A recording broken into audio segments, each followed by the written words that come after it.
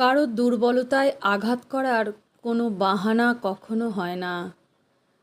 যে মানুষটা একদিন বিশ্বাস করে চিনিয়েছিল তার দুর্বলতার জায়গাগুলো, খুব করে চেয়েছিল কেউ মলম হয়ে যাক সেই আঘাতের, চেয়েছিল তার যন্ত্রণার তীব্রতা বোঝাতে, চেয়েছিল একটুখানি হালকা হতে, সেই মানুষটি সময় বিশেষে সেই একই দুর্বলতায় নতুন করে আঘাত করা সীমাহীন অপরাধ।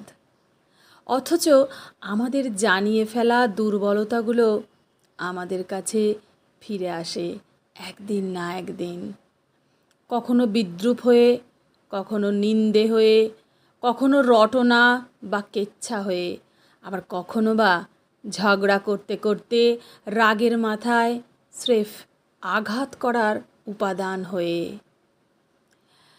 কাদের মাধ্যমে ফেরত আসে?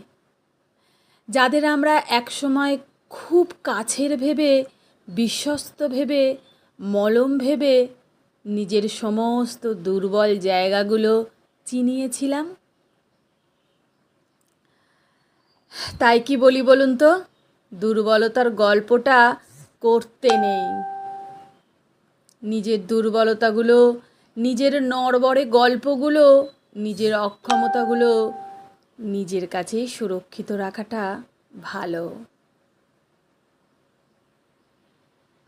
তাতে অন্তত রোজ নতুন নতুন আঘাতের মাঝে পুরনো আঘাত কেউ ফেরত দিয়ে যেতে পারবে না। কলমে অমিত দিত্তু, পাঠে অর্পিতা চৌধুরী।